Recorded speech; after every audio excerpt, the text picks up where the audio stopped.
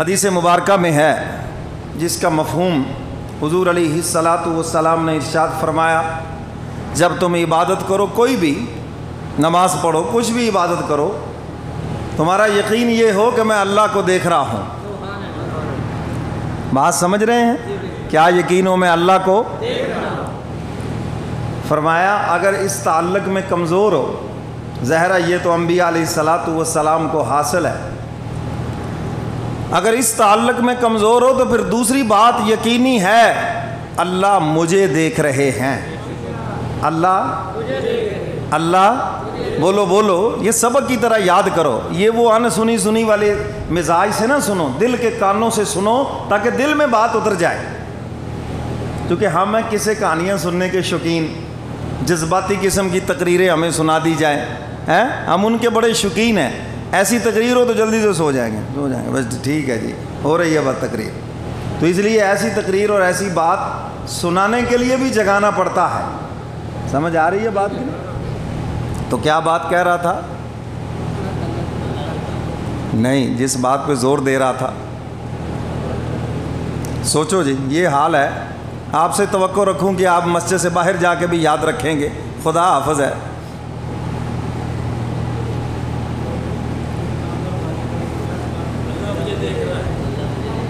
ہاں جی، عبادت کے اندر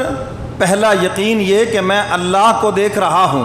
اگر یہ نہیں تو دوسری بات پکی ہے، اللہ مجھے دیکھ رہے ہیں، اللہ اچھا اب میری طرف دیکھیں، ہم نماز پڑھ رہے ہیں، آپ کا یقین ہے اللہ مجھے دیکھ رہے ہیں، تو پھر یہ حال ہوگا، کوئی ادھر خرچ کر رہا ہے، کوئی ادھر جانے والے کو دیکھ رہا ہے، کون جا رہا ہے، کوئی ادھر آنے والے کو دیکھ رہا ہے، یعنی نماز میں پوری وہ کیا کہتے ہیں جاسوسی بھی ہو رہی ہے۔ تم وہ باتیں کر رہے تھے نا، میں نماز پڑھ رہا تھا، میرا کان تواڈے جی سی۔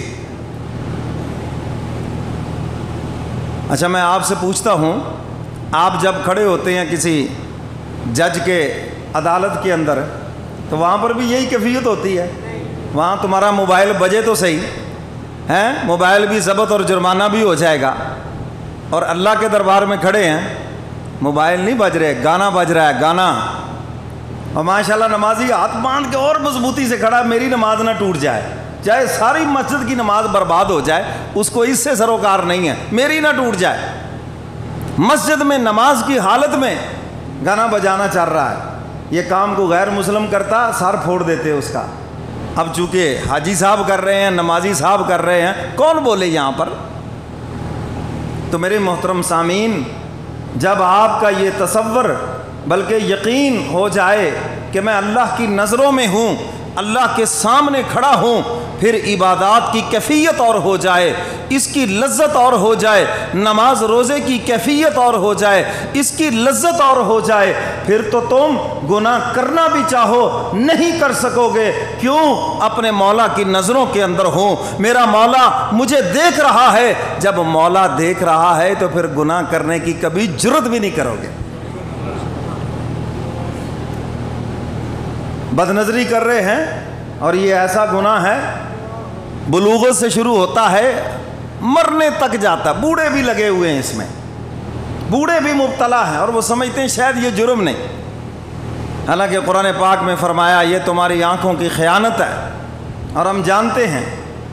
فرمایا یعلم خائنۃ الاعین وما تخفی الصدور۔ حق تعالیٰ فرماتے ہیں ہم تمہاری آنکھوں کی خیانت کو جانتے ہیں، اور جو کچھ تمہارے دلوں میں پوشیدہ ہے ہم اسے بھی جانتے ہیں۔ دیکھ کر کوئی اس کے تصورات میں چوما چامی کر رہا ہے، کوئی اس سے زنا کر رہا، اللہ فرماتے ہیں میں جانتا ہوں، یہ جو تو چھپ کے کرتا ہے اہل جہاں سے، یہ جو تو چھپ کے کرتا ہے اہل جہاں سے، کوئی دیکھتا ہے تجھے آسمان سے، ان کی نظروں میں ہو، اور جس دن یہ یقین ہو جائے پھر نہیں دیکھے گا ادھر ادھر۔ اچھا بیگم صاحبہ ساتھ ہوں، دیکھا بڑے بڑے حاجی ایسے نیچے نگاہیں جیسے کبھی ادھر ادھر دیکھا ہی نہیں ہے، اور جب وہ بیگم صاحبہ گھر میں ہوں اور صاحب بہادر دکان پہ ہو، باجی باجی نہیں ختم ہوتا ان کا۔ تو میرے محترم سامعین، یہ وہ اندر کی چوریاں ہیں آپ دنیا والوں سے چھپا لو گے، اپنے پروردگار سے نہیں چھپا سکو گے، اللہ سے کیسے چھپاؤ گے؟ اور فرمایا جس وقت استحضار مولا کہ میرا مولا مجھے دیکھ رہا ہے، خانقاہوں میں اللہ والوں کے ہاں انہی چیزوں کی تربیت ہے، یہی چیزیں سکھائی جاتی ہیں کہ اللہ کی نظروں میں ہیں ہم۔ اگر اللہ نے ڈھیل دے دی ہے تو میں فوری طور پر گناہ پہ نہیں پکڑا تو یہ نہ سمجھنا کہ پتہ ہی نہیں ہے کسی کو، یہ نہ سمجھنا کہ ہم کسی کی نظروں میں نہیں ہیں، وہ دیکھ رہا ہے، بس اس نے تھوڑی سی ڈھیل دے رکھی ہے، دنیا میں مہلت دے رکھی ہے، شاید توبہ کر لے، باز آ جائے اپنی حرکتوں سے، لیکن ان بطش ربک لشدید، پھر تیرے رب کی پکڑ بڑی سخت ہے، بڑی سخت ہے تیرے رب کی پکڑ۔ تو میرے محترم سامعین، پورے دین کا خلاصہ یہ ہے کہ انسان کا اللہ سے تعلق مضبوط ہو جائے، اور جب تعلق مضبوط ہوگا اس کی ناراضگی کی فکر ہوگی، اگر اس سے محبت ہے ناراضگی کی فکر ہوگی، اگر اس کا خوف ہے دل کے اندر، اس کے عذاب کا ڈر ہوگا، اس کی پکڑ کا ڈر ہوگا، پھر وہ پوچھتا پھرے گا یہ حلال ہے یا حرام ہے، پوچھتا پھرے گا یہ جائز ہے یا ناجائز ہے، پوچھتا پھرے گا مولانا صاحب یہ صحیح ہے یا غلط ہے، لاکھوں لوگ کر رہے ہیں اس کو کیا تکلیف ہوئی ہے یہ پوچھ رہا ہے، ہزاروں لوگ یہ کام کر رہے ہیں انہوں نے کسی سے پوچھا نہیں، اس کو کیا تکلیف ہوئی ہے،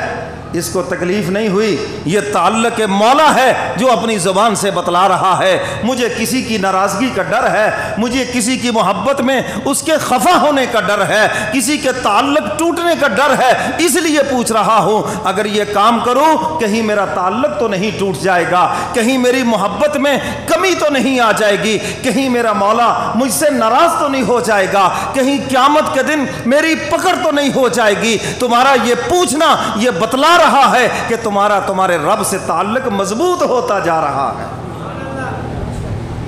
ورنہ تو تم بھی اندھا دھند کماتے جیسے ساری دنیا لگی ہوئی ہے، تم بھی اندھا دھند وہ سب کچھ کرتے جو ساری دنیا کر رہی ہے، سارے لوگوں کو شیطان نے چکر میں ڈال رکھا، تو بھی آ جاتا اس کے چکروں میں۔ آخر کیا بات ہوئی کہ تو جو پوچھتا پھرتا ہے جائز ہے ناجائز ہے، صحیح ہے یا غلط ہے، حلال ہے یا حرام ہے، کر لوں یا نہ کروں، تیرا یہ پوچھنا ہی بتا رہا ہے تیرا مالک کوئی اور ہے، تو کسی کا غلام ہے اور تو اس کی ناراضگی سے ڈرتا ہے۔ تو میرے محترم سامعین، اور تیرا بے فکر ہو جانا، ہاں یہ اس بات کی علامت ہے۔ ایک اللہ والے ایک شہر میں تشریف لائے، حضرت بشر حافی رحمۃ اللہ علیہ کا واقعہ ہے، یاد آ گیا، آزاد زندگی تھی، گھر میں گانا بجانا ہو رہا تھا، اب ان کا نام تو میں بھول گیا، وہ اس گلی میں تشریف لائے اللہ والے، تو باہر سے آواز سنی، فرمانے لگے یار یہ کسی غلام کا گھر ہے یا کسی مالک کا گھر ہے؟ انہوں نے کہا جی یہ تو بڑا مالک ہے اور بڑا جائیدادوں کا مالک ہے اور گانا بجانا ہو رہا ہے۔ تو یہ آواز حضرت بشر حافی جو اندر بیٹھے تھے انہوں نے بھی سن لی، باہر نکلے، اتنے میں وہ بزرگ جا چکے تھے، لوگوں سے پوچھا وہ کیا کہہ رہے تھے، کہنے لگا کہ وہ